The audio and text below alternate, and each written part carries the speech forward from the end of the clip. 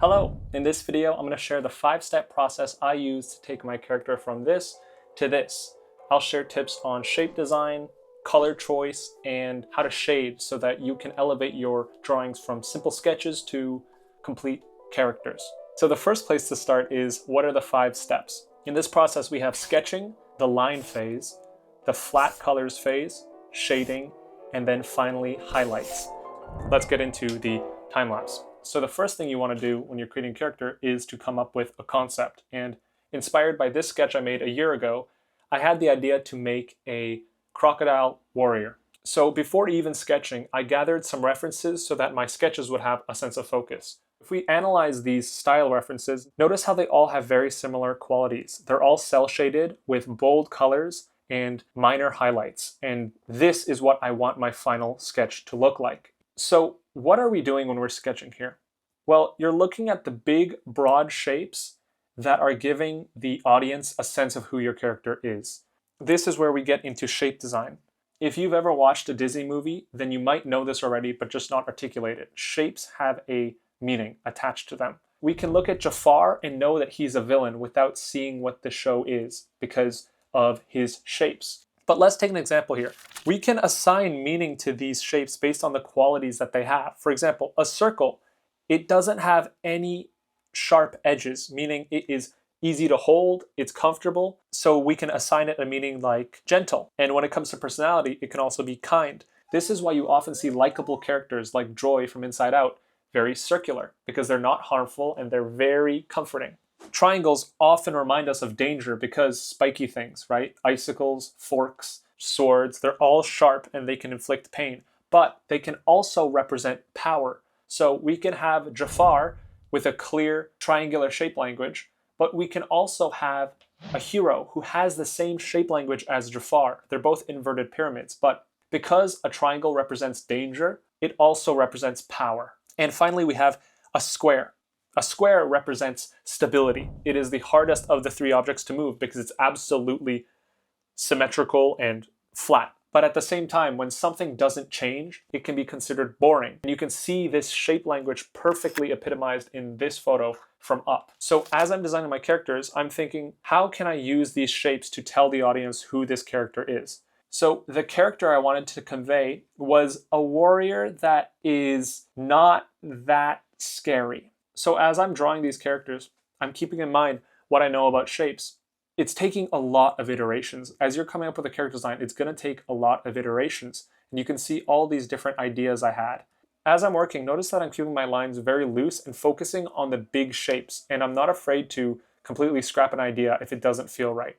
So eventually I arrived at a more agile crocodile, and I think this is where I started finding who the character was. At this stage, I found a shape design choice I like. And as you can notice, the gharial crocodile has a snout that's shaped like a circle attached to a very long snout, right? This reminded me of a mace. So I figured it might be cool to incorporate this shape language multiple times into the character. And now this is a common technique used in animation where you create a character, and this, my character design teacher showed me this. You copy the same shape multiple times to make your character, and what happens is you create a very simple read that is consistent with the character's entire silhouette. You notice how this is a small, big, this is a medium, big, and small variation of the same shape. What we're drawing right now is a pig character. Now imagine this character was actually nice. But the idea is that you can repeat this shape language multiple times. The whole character is made up of this shape. So this varies piece to piece, but for this character specifically, the sketch stage took the longest because I really wanted to, A, achieve the artistic outcome that was similar to the references I gathered. And the artist I referenced had amazing pieces that had a very specific shape design that was hard to capture. So as I was drawing this, I was looking at their reference a lot. And right about here, I finally settle on the character I like. I have an idea for a hooded gharial who is a robber and goes around robbing people with the mace. Now, while I'm still in my sketch phase, I add a layer of colors just to see how the drawing would look when I do take it to the color stage in a more refined sense.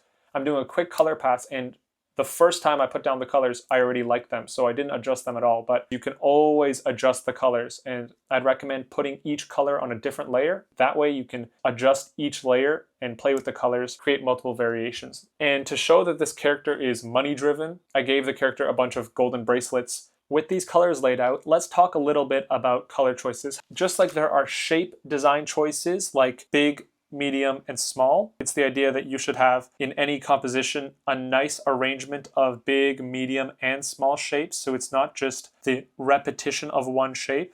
This is true as well in color design. There's a rule called 70-20-10, which dictates that you should have one primary color that is 70% of your character or scene, a supporting color that's only about 20%, and then the last 10% is some color that makes the scene pop. So it could be complementary to one of these two, or it could be just another color that's bold and pops out.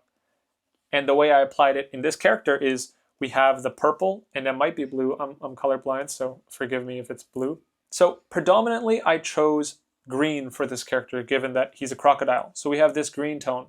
And the complementary color to green would be blue. So the character is a shade of blue. Now, it doesn't need to be exact. I think the character is a bit more purpley blue.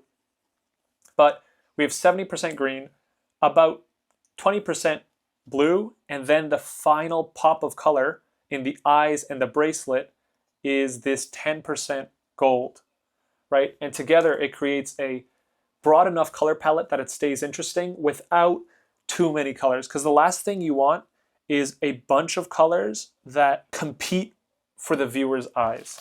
So I want you to notice how rough the drawing is at this stage. Even the colors are only put in there in a very experimental way. I'm not focusing on it being perfect.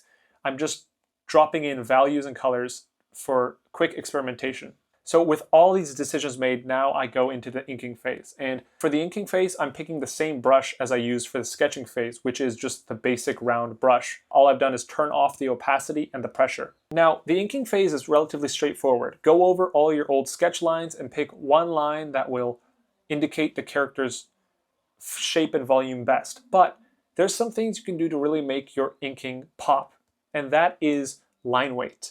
Line weight helps the viewer understand the form of your line drawing. So notice here how there are dark pockets and areas where the line sort of has a shadow. And notice that it's always on the lower end of a form. So the thickness of the line in this case represents the shadow. So by putting denser lines on the bottom of our object, we're implying that the object has a cast shadow. And doing so gives the character a lot more pop instantly. When it comes to lines, there's only one thing you can do to emphasize volume, and that's form overlap. So form overlap refers to two lines that intersect, and whichever line you put over the other tells the viewer which one is in front of the other. So you can imagine that if this, you notice this T right here, if this line overlaps this line, what that tells us is that this form slots into this form. Now notice how if this went the other way, so for example, this overlapped, the back form overlapped the front form, what that tells the viewer is that this one is over this one. So it's very important when you're creating these form overlaps that you're thinking about which lines are going over which. Now, as I'm inking this character, I'm always thinking about big, medium, and small, because this is the best way to make your characters interesting. This is really boring because you have basically medium size, medium size, medium size, small, small, small, small. You don't have variety and you have a lot of repetition. Now, repetition can be good in some regards, but you want to keep the character interesting by varying your shapes. So for example, with this head here, we have an odd long shape, then we have two medium shapes, and then we have two tiny shapes. Notice just how the head alone here is a sequence of big, medium, and small. But then it attaches to a longer shape here, right? And then it also attaches to something on the end, which in itself has big, medium, and small. As you zoom in on a big, medium, and small, inside it, you can have another big, medium, and small. And inside every shape, you have the same opportunity to repeat your shape choices of big, medium, and small. For example, here, the big shape, this, we have the medium shape, and then we have our small shape, which is this. That's something to keep in mind as you're designing your characters. Can you find ways to push and pull the shapes so they're not just a character that has even proportions? See if you can push your character to have proportions that are a little bit more unique. And now we get into step 3. We've drawn the character, we've sketched ideas, we've lined the final character. Now let's add our flats. And there's one technique you need to know that will make coloring your character so much easier, and it is first starting by outlining the character in its entirety. Because once we have the character's silhouette completely drawn in, what we're going to do is create a clipping mask and draw onto that gray silhouette. A clipping mask is a layer mode that restricts everything you draw into the shape that you assign it. So what this means is we can color without having to worry about going outside the lines because we've created a silhouette that perfectly captures the character within the lines. So to create a clipping mask, you draw on a layer and you add a new layer. In order to create a clipping mask, all you do is press Option and hover between the layers. You see, when I hover between the layers, a square with an arrow comes down and you just click clipping mask. And what this is going to do, when I'm drawing, you see no drawings are happening outside, but once I move into the boundary of the original drawing, my drawing is clipped to that section. So I'm just cleaning up the character that I previously colored. So I'm deciding on specific values, colors, and I'm just laying in the flats here. I think I'm achieving my aim here, and it's starting to look like the cel-shaded characters that I'm seeing from my reference. So now we get to stage 4, and that's shading our character. The aim of this stage is to really bring out that volume by creating shapes that indicate where the character is not in light. So what we have to do, obviously, is decide where the light source is, because the shadow direction will be different depending on the light direction. If we decided the light source was down here, a spotlight pointing at the character, it would be different than if we had the sunlight shining from above him. And there's 2 ways it's going to be different. First is obviously the direction of the light source. So let's take lighting scenario 1 here. If the light was here, it would be pointing up at him. That means the light's going to be hitting everywhere that is facing the light, right? But it's not going to be hitting areas that aren't. So it would be in a spotlight like this, it would be hitting everything like this. Whereas if you had the sunlight, you would have, let's see how the shadow would now be in the opposite direction. So you see the difference between the two. And now there's something else we want to point out. Here's a rule for shading your character. If the light source is cool, then the shadow is warm. If the light source is warm, like yellow, for example, like sunlight, then the shadow is cool and it's complementary, which is blue, which is why you'll notice that on a sunny day, shadows tend to be blue. So if you want to create a character that looks like they're in the sun, you have to use a blue shadow because the coolness of the shadow is going to read that it's outside. Notice how this shadow doesn't look like it's outside, but if we change the hue and we lower the opacity, now we have what looks like a shadow from outside. And if we turn this to normal, notice how it's blue. Now the reason we're working on a multiply layer is because it will affect each color differently and adjust the shadow for that specific color. Now, if you're having a hard time getting your shadows to indicate the form well, then you're going to want to practice 2-value studies like this, because this is exactly what we're doing when we're shading. We're narrowing down the range of shadows and picking a clear choice that indicates the form. And with that done, look how much more the character pops. And finally, the last touch we need to add is a highlight stage. In the highlight stage, we are emphasizing the focal point for the viewer so they know where to look, as well as describing the nature of our form a little bit more. Objects that are very shiny, like something that's wet, something that's metal, will have a lot more highlights, whereas objects that are more matte, like skin, will have a lot less highlights. Now, it's very easy to get carried away with your highlights, and as an amateur, I did that. But if you notice the references that I was looking at, notice how there's only really like a couple places there are highlights, whereas my original drawing had a lot of highlights. So I copy and pasted it and tried to adjust the highlights to see if I liked it more, and I did. But I also changed some character choices. So I changed the mouth, and I ended up adding a little bit more shading. Now, that's how I arrived to this character. And I did a final silhouette read to make sure that you could tell who the character was, and I think it reads pretty well. So I hope you enjoyed the character design process. If this inspires you to make your own, please share it with me on the new Discord channel we just made. Link in the description. But that's not all I'm sharing in this video, because some of you guys might be watching and want to create digital art, but don't have a tablet. So in partnership with Huion, I'm going to share the pros and cons of the 3 different types of drawing tablets that I have and help you decide which one you should get, because we have 3 price points and 3 different options. At the lowest price point, we have a drawing tablet without a screen. Now, this drawing tablet ranges from about $100 to $300, and the one I've been using for the last few months is the XP Pen Deco Pro Medium. This is a 12-inch tablet that is about the size of my computer, and it maps my movements straight onto the computer. Now, there's pros and cons with this. The con is that it takes a little bit of time to get used to drawing somewhere else from where you're actually looking.